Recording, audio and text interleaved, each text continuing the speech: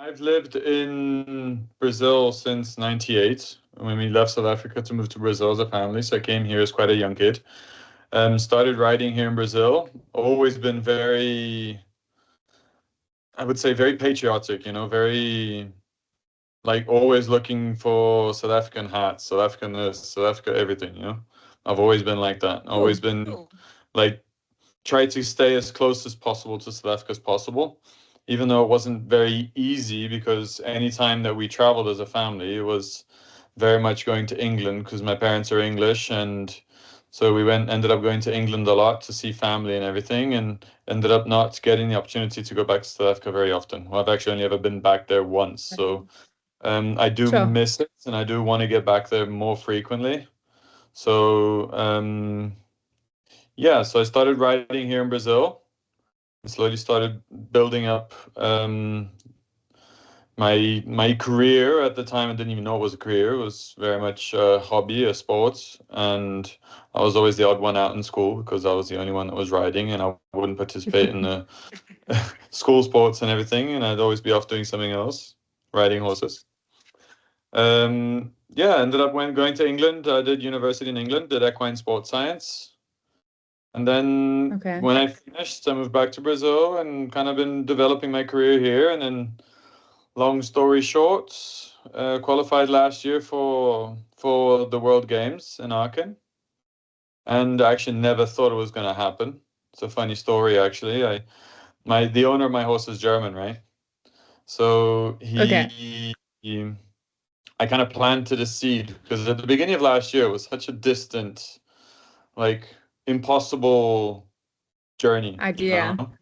Mm. the idea of going to the game. So I kind of just planted the seed and see what happens. So I said to him at the beginning of last year, I said, there's a possibility that we can qualify for the games. He's like, oh, okay, cool. When is it? In August next year.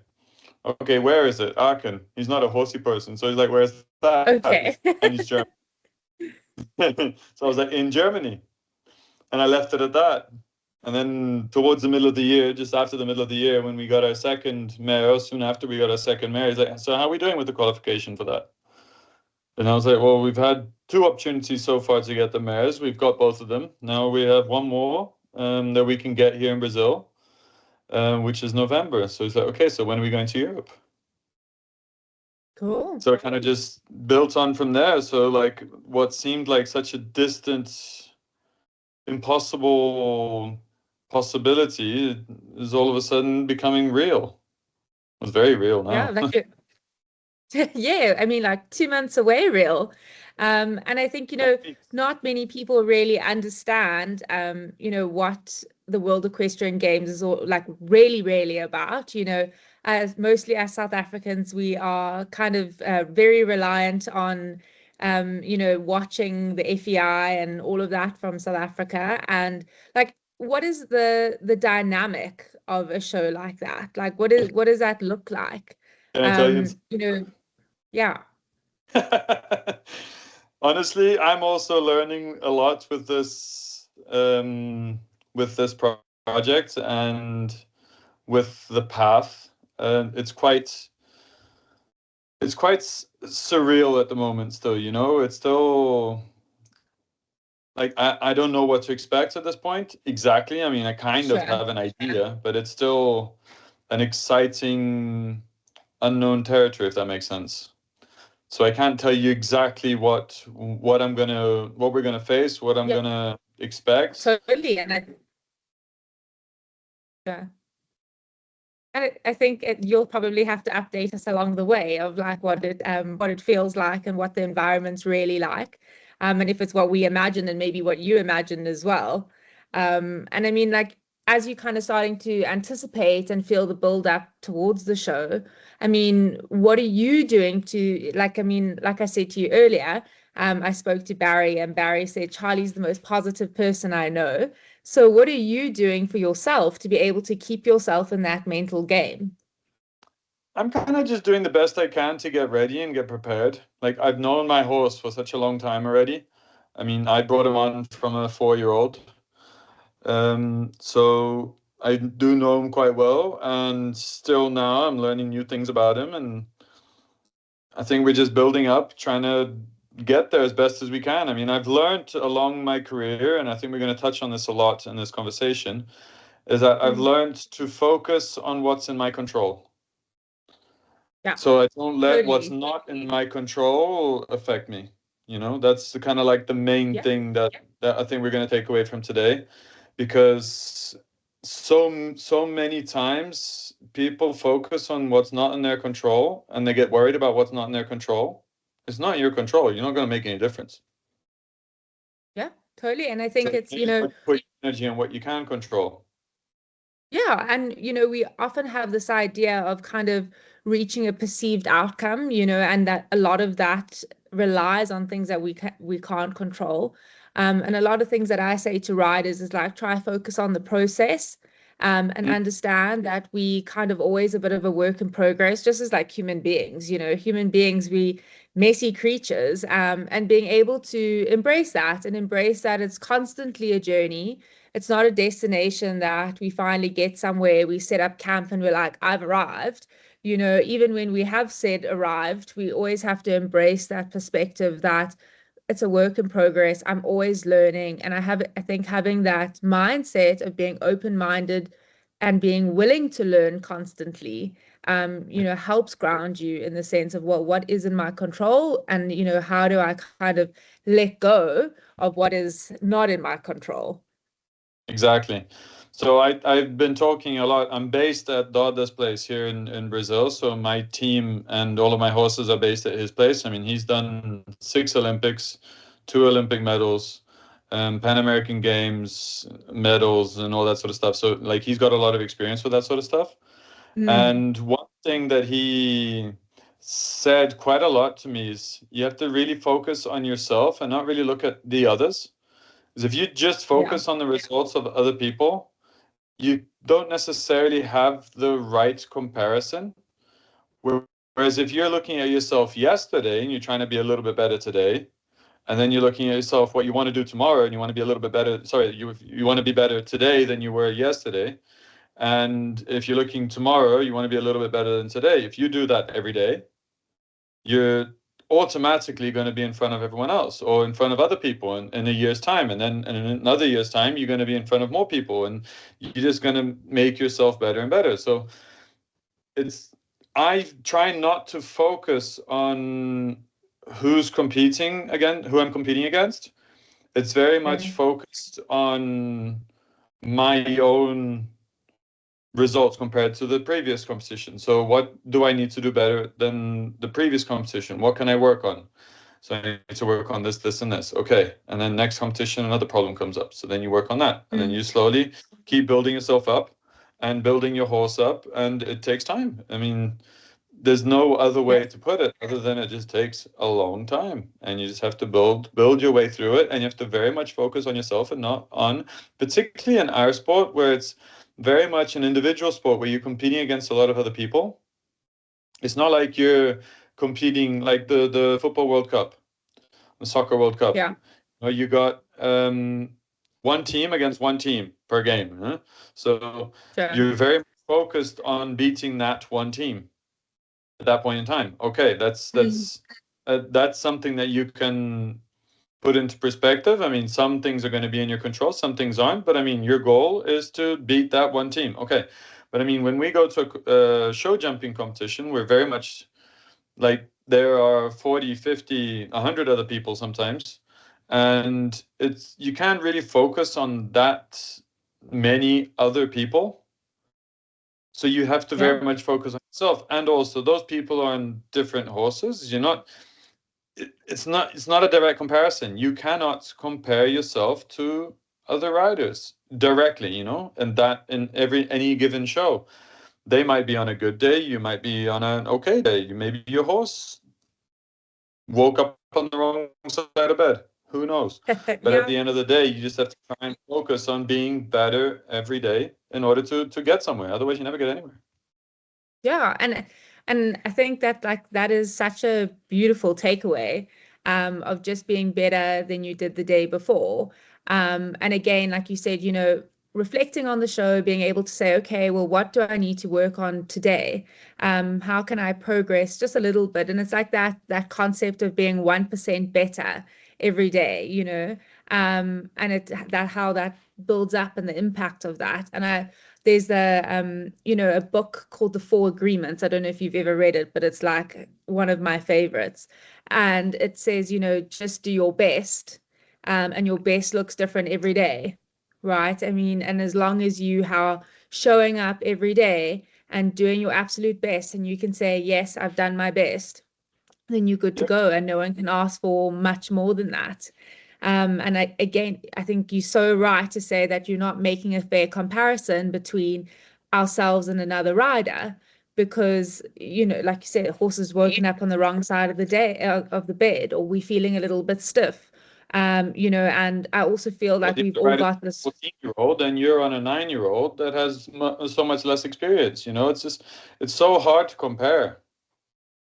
Yeah, and I think, we've all got like I talk a lot about a concept of like a window of tolerance. And I feel like horses have that window of tolerance as well. But in that window, it's kind of where we feel really good. We're in the zone. We feel like we're in that place of being able to flow with our horses. And some days things push us out of our window of tolerance, and we go into the ring, or we get to the show or the lesson or whatever, get on the horse. And, kind of where we are influences how we respond in the saddle and how we ride. Yeah. So I think that's a really beautiful message. So thank you. And like, I mean, that also goes back to like the element of confidence. And from your perspective, like, what do you think confidence is built from? Everyone kind of talks about confidence like it's this thing you wake up with one day. And I feel like there are building blocks of how we build confidence. But I'd be interested to hear from you, like, what does confidence mean to you? So I'm going to turn that question around a little bit and ask you, what do you think anxiety is? Yeah, cool. I like that one. So, I mean, anxiety is this persistent worry, obviously in pretty simple terms. And I feel like we throw the word around of I'm anxious, I'm nervous, but we don't really know how to conceptualize that in our body. And So that's a big thing of, anxious. sorry. So why do we get anxious? Well, it really depends, but I always say to riders, it's because our brain is saying that this is important to us. Be aware. Something's coming up. I need you to know, and that extra energy with it. And when we are a little, we can understand what that energy is. Is it anxiety? Is it nervousness? What is it? And we choose where that energy goes. I answered your question in a very roundabout way. Oh, but you answered it, but I mean, I want to be a little bit more direct. To me, anxiety is the uncertainty of what's going to happen. Sure. So About the future, we worry about the future. and that's where confidence comes from, is knowing what's going to happen. So, okay, if you're on a horse that you're in a show that you're within your comfort zone, you know that on a bad day you're gonna have one or two rails. Okay. You're gonna go into the show pretty confidently. Or even if you sometimes if you're really lucky, on a bad day, very bad day, you're gonna have one rail, or you're gonna come second. So the more confident you are, the less anxious you're gonna feel. So the confidence is going to come from being within your comfort zone and being well trained, well practiced. So I think the better you can train, the better you can focus on yourself and improving yourself and your horse and feeling like you're connected to your horse, the more confident you're going to feel, and therefore less anxious you're going to feel. Yeah, and I think that links to 2 points of kind of the competency, like knowing that I can, and having the tools and the resources, like you said, the training, and the fact that my horse can, and I have the knowledge, and I can trust myself as a horseman. And then again, have that other element of like having the evidence, of proving my competence and knowing that it's there. And I think that ties into almost my next question of like, what is the link between consistency and confidence from your perspective? So I think like if you're gonna step out of your comfort zone, you're gonna step up a level. So you're gonna go from the 120 to the 130, the 130 to the 140, from the 150 to the World Equestrian Games. You're gonna be a little bit anxious. I mean, that's quite normal because you're not 100% certain of what's gonna happen. And then all of a sudden you go in there, you have a good round, even if you have a rail or two, but you come out feeling comfortable, and all of a sudden you're going to be less anxious in your next round. So you kind of build up slowly from there. For sure. But I don't think I answered your question exactly. I was kind of following up on the previous question still. No, that's okay. It's just like it's tying the, consistency to confidence. Yeah. So to me, the consistency is very much being prepared for what you're doing. So if you're not 100% prepared, or you're not in the right mindset where you can actually focus on what you're doing, then automatically your consistency is going to not be as good, you know? So what is consistency? Consistency is jumping clears or jumping rounds that you feel comfortable with. Because I don't think that we can, obviously, the end result on a piece of paper is going to be whether we jump clear or not. But that's not necessarily how we come away from the show. I mean, I jumped a Grand Prix over the weekend in Sopot. I had 3 rails, but I came out feeling good. Why did I feel good? Because I know that the rails were easy to fix. I feel like my horse is on the right track. I feel like he stepped up from the previous show, which we'd already done pretty well at. So to me, I really feel like we're on the right track to getting to where we're looking to go. I mean, obviously, yes, it would have been nice to win that Grand Prix. It's nice to win every Grand Prix, but I mean, it's not necessarily realistic to go in and win everything, coming from where I've come from, in terms of previous experience, preparation up until now, it's not necessarily realistic for me to say I'm going to go there and win it. Yes, I think it would have been a possibility. It would have, could have, should have. That's very easy to say.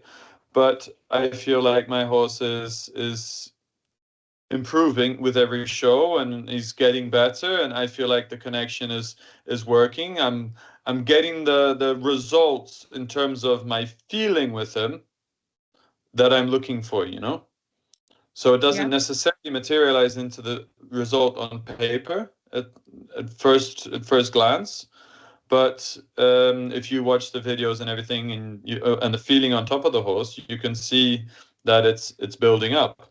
So to me, that is giving me confidence. So I'm going to go into the next competition more confident than I went into this one.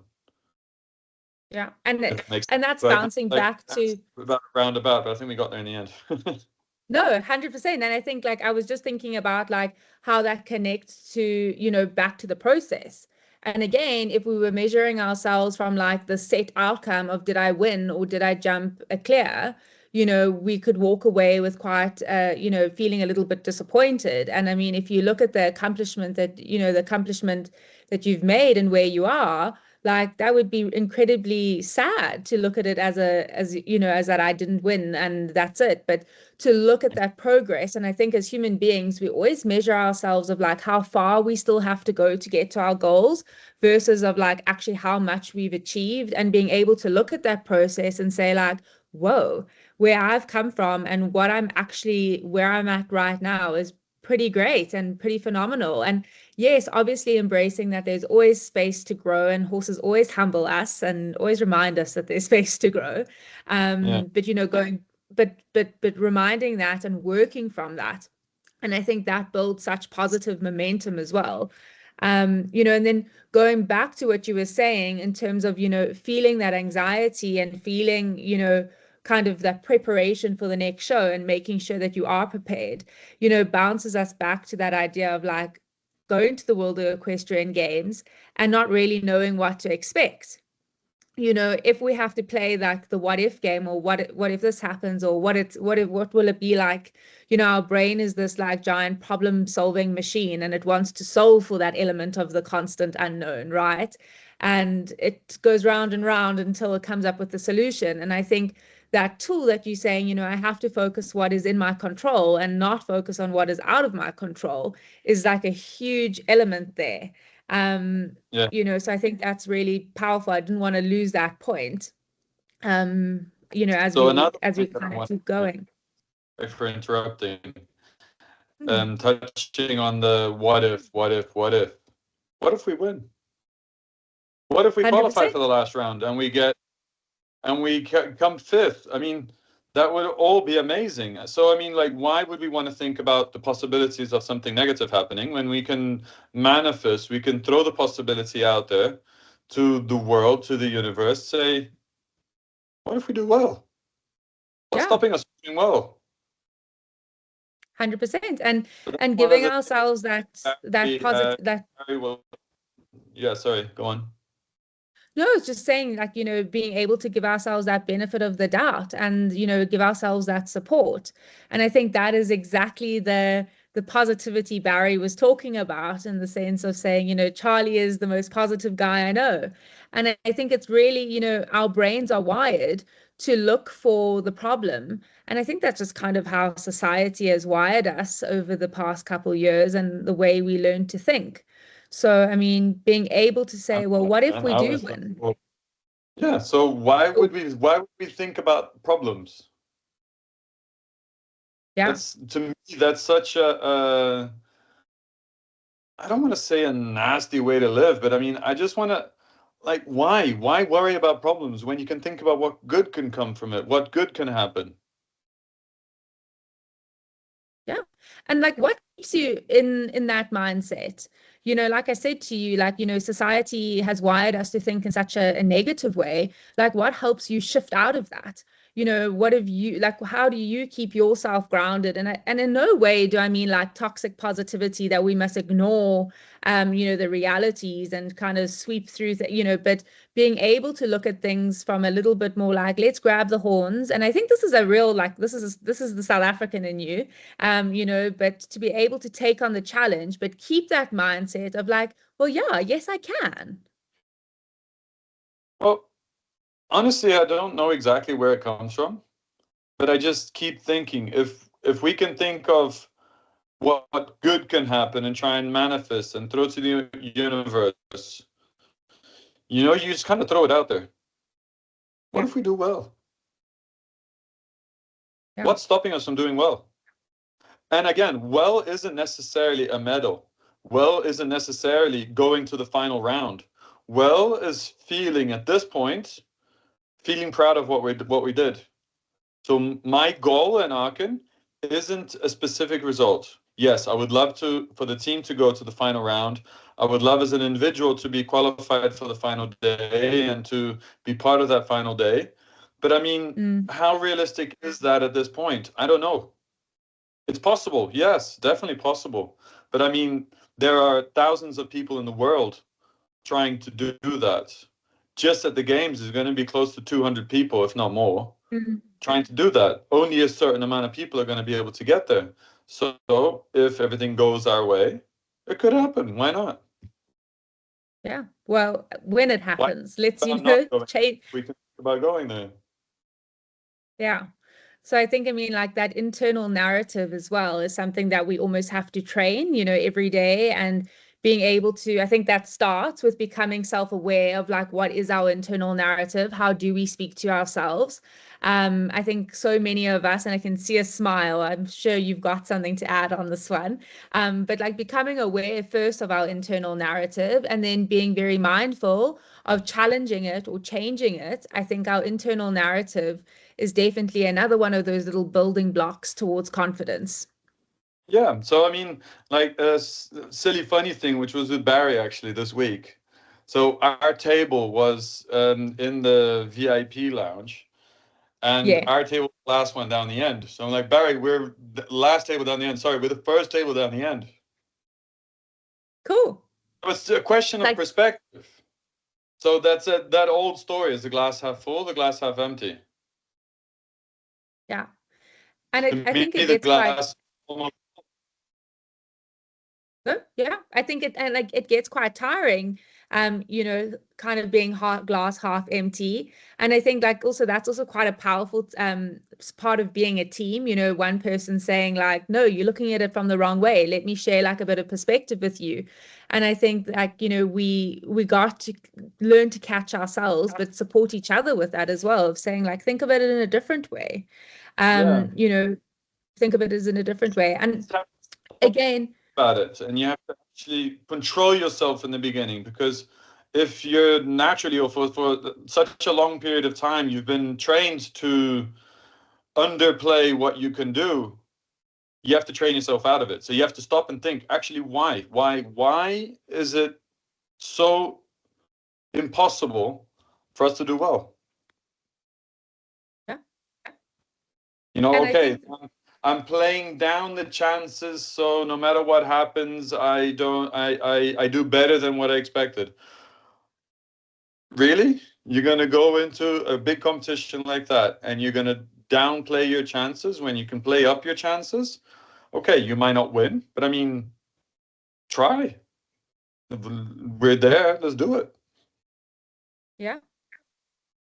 Yeah, and nurture yourself through the process as well, and I think that having that mindset as well, when we look at setbacks, I mean, I think riding is a sport where a setback is inevitable, if it's with ourselves or our horses or injuries, or it's so how do you work through setbacks? Have you had, any significant setbacks on your journey that like kind of stand out and you feel like, well, this made me stronger rider or a stronger like horseman or sportsman? I think as a horse person, or any sports person, we build our lives and careers on setbacks. That's where we learn the Yeah. most, because that's how we get better. Okay. If we only have good days, you don't get better. You're not going to improve. So I don't consider myself a particularly talented rider. I've worked my way to where I am. Yeah. But I mean, I think like one big setback. So the only time I went back to South Africa since I left was in 2012, when I met Barry, and everyone remembers me in Burlington jumping the fences on foot and helping Bernardo and Kate's course building. And then I finished off jumping the MG, the car, in the track. I'm sure David and Anna had But lots to say. to know people and register myself with the SA show jumping and everything with the federation, thinking of the possibility of maybe jumping the Olympics in Rio. This was in 2012, so I'm planning ahead and trying to get to know everyone and like, let's see what happens. Yeah. So the horse that I had at the time, I still have him. He's retired with me, but he had an accident in March of the year. So less than 5 months later, he had an accident, and that was the end of that. He never jumped the high level again. And then from then until quite recently, I just been developing young horses, and I didn't actually have the opportunity to keep a young horse to the top level.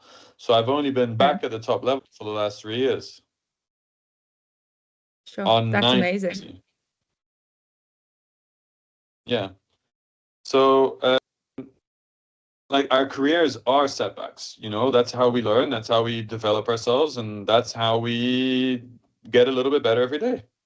And we try and minimize the setbacks, but I mean, we're gonna have setbacks till the day we die. That's just how it is. That's how life is. And I think that's like resilience, right? Like learning to be able to stand in the discomfort of the setback and be able to kind of, embrace it. And I want to say like fall forward and be able to say like, mistakes and setbacks aren't a sign of failure, but, rather an opportunity to grow and push us out of our comfort zone in a different way.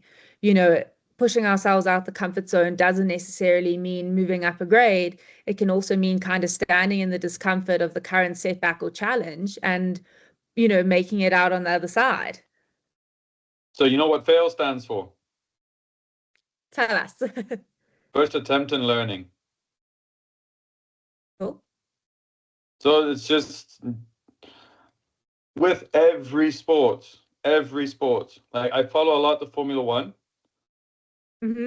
and you see the drivers get set back all the time, and how they deal with those setbacks is what I learn a lot. So I listen to all the podcasts and all the interviews with the drivers, and they talk about how they had this setback or that setback and how they get around them and everything. And it's just a very open way from a very high intense level of sport on how they deal with with whatever setback they're going to have and how they come out the other side. Yeah. So it's just, I don't know It's how best to explain it, but I mean, you just got to get up and do it again. Yeah, and sometimes, getting up might be a little tough, and and again, that kind of looks like your support structure that's around you, that might need to say, come on, you got to get up, and I always say, we should allow ourselves to live in that moment, have a moment to say, like, sure, where I am right now is feeling really tough and really hard. But then we have to almost say to ourselves, like, okay, I've had my little moment, and now I need to start navigating through this. And again, that navigating might be one tiny foot in front of each other, but it's still one step forward than you were yesterday, and going back to that 1% and kind of pulling ourselves forward. And again, then that cycle of confidence starts to develop again when we start to see the consistency, and we see the competence, and we see the evidence. And before know it, you back at it, and that feeling is back, the feeling of, I can do this. And like for riders who struggle with self-doubt, is there anything that you would share, like, or what you would want them to understand about growth and performance? Like, I think self-doubt is a killer. It's a tough one. Think I don't think so. I think it's how Okay. you deal with it. I think to be good, you have to have self-doubt. Like I always question what I'm doing, Okay. and I don't question it in a bad way. I'm like, I try and just look at it from different perspectives, and I think, okay, so you talk to one person, you'll get one point of view. You talk to another person, you get another point of view. You think to yourself, am I doing the best? Is my solution right now the best? And you think, what are my options? Yeah, I think this is the best solution. So you kind of work through it. Is it always the best solution? No. And that's okay. It's Yeah, okay to like, make mistakes. get The curious. the biggest thing that people need to I want to say get over is the fear of making mistakes. You can't be afraid to make mistakes. And we have to give ourselves permission to make mistakes. Exactly. And again, like, a lot of riders that I work with are trying to like aim for this idea of perfection. And I think we all like the idea of perfection, having that Yep. perfect round or the perfect distance. And when we are kind of chasing perfection, we rob ourselves of that permission to kind of make mistakes and be effective. And kind of, sometimes going back to what I was saying of like being a little bit messy as human beings, and embracing that. To me, yeah. So to me, like the less afraid you are of making mistakes, the less mistakes you make because it flows more naturally. Yeah. So I think once people can get over making mistakes, it doesn't mean stop making mistakes. You're gonna make mistakes, but Mm. once you get over making mistakes and you just learn from them and move forward and don't dwell in your mistakes, you got to make mistakes and learn from them. And sometimes you're Yeah. going to repeat the mistakes. And again, okay, you want to try and repeat them as little as possible, but I mean, it's okay. People make mistakes. Horses make mistakes. We all make mistakes. It's part of the game. It's part of life. Mm. So I think It once is you part of accept life. mistakes are okay and they are part of life and you can learn from them and you get better with mistakes, then all of a sudden mistakes stop happening quite as much, or they're just looked at in a different way. So if you look at a mistake like it's the end of the world, it'll be the end of the world. If you look at a mistake like an opportunity to learn, and you learn from it, and you make less. Yeah. And I think that like feeds back into that confidence cycle as well. The mindset we have around the mistake kind of can the build confidence cycle can break it down very quickly. Yeah. And you mentioned there, like, our horses make mistakes as well. And I think a lot of riders put a lot of pressure on themselves because we want to show up for our horses, and rightfully so, because we are so blessed with these magical animals that give us their all. And like, from where you stand, like, what do our horses need from us mentally? I think they need to be allowed to make mistakes. I think they need to be allowed to learn. I think from a young horse, they have to be, I don't want to say not put pressure on, because I think that a little bit of push and release is very important for them, for their learning. So you don't want to push them Mm-hmm. out of what they're capable of, but maybe out of what they're comfortable at doing at that point. So as a young horse, when they step up a level, you're gonna take them out of their comfort zone. Same as with us. And the Mm, question is how we let them deal with that. Sometimes, depending on the horse, you want a little bit more pressure from the legs, sometimes a little bit less, sometimes you just got to let them learn. Each horse is different, and I think it's very important for us to just learn and understand what each horse is asking from us. mm.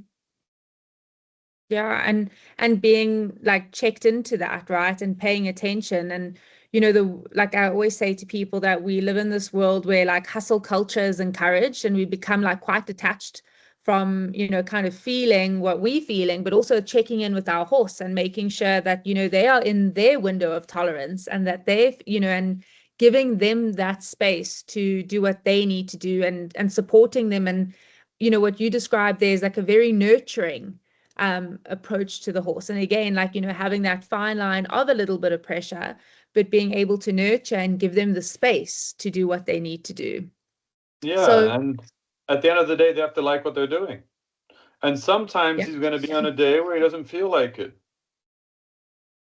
Sometimes you sure. feel from your horse he's not on a good day, and you kind of have to judge. Okay, is it like a day that I actually have to just take him home, or is it a day that I can ride through it?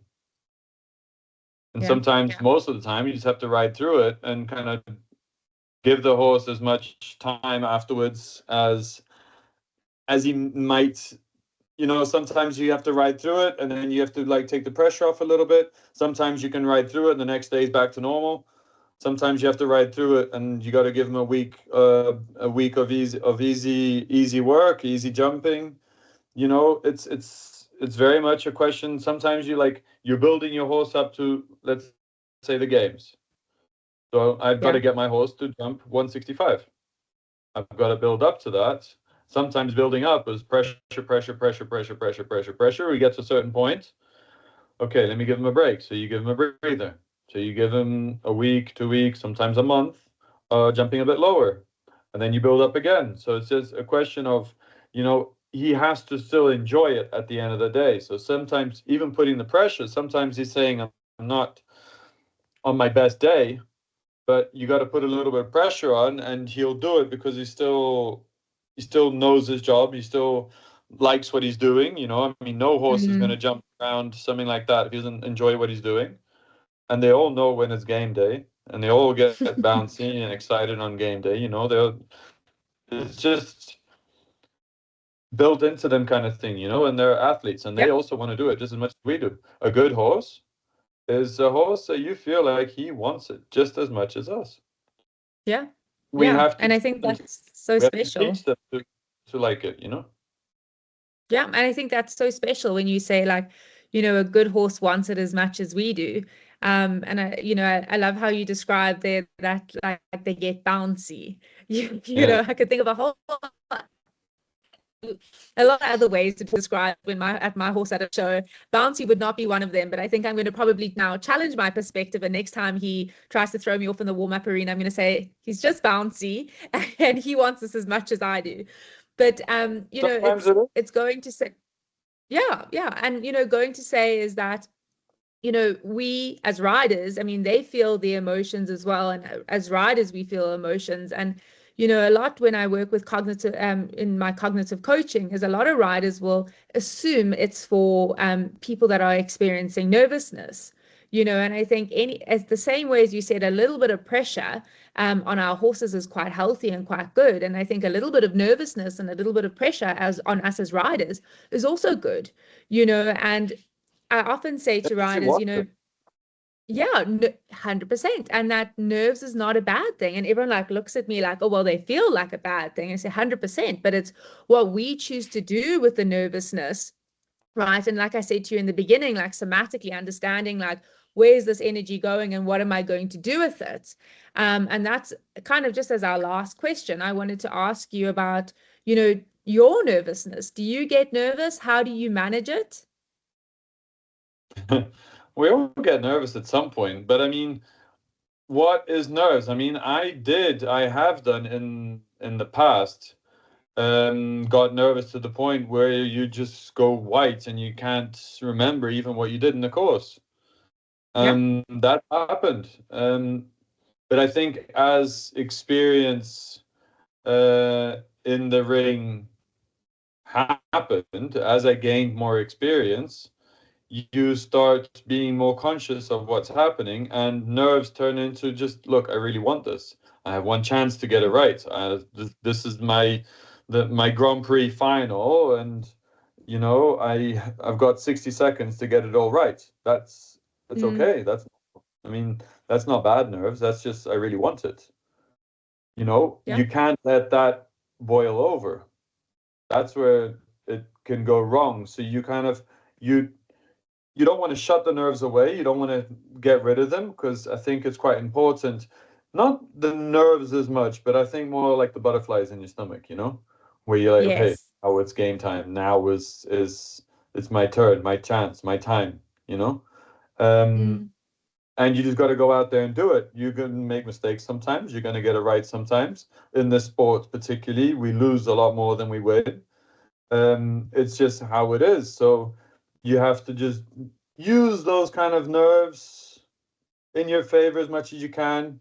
Breathe, keep your brain oxygenated. You start to think. Um, it's practice. I mean, at the end of the day, you just have to go in there and enjoy it. yeah. And I think, often we put so much pressure on ourselves that we almost rob ourselves of that joy, and going back to, what's the why? Like, why do we do this? Why do we want to be here? And I think that's a complex question and a complex point of like, what's the why and why do we want to do this? But I think, at the real root, it's for the love of the animal and the horse and horsemanship and the values that go within that. And I think, we have to remember that at the end of the day, that's why we're doing it, and not getting too stuck up in the nitty-gritty and the pressure of what's happening around us, and remembering the horse. Yeah. And at the end of the day, it's the best we could do on the day. That day was the Yeah. best we could do at that point in time. If you can go back and repeat it, you're going to do it a little bit differently most of the time, Yeah. or a And lot different. exactly what is, as long as we do our best is enough. Sometimes it's not enough, but that's okay as well. Yeah, for sure. Well, Charlie, At the end thank of the day, you. just come out and learn. Yeah. I think there's so many messages, and you've taught us so much.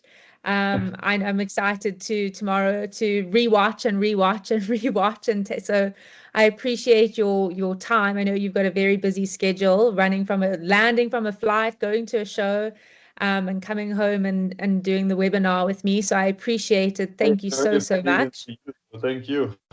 Oh, absolutely, absolutely.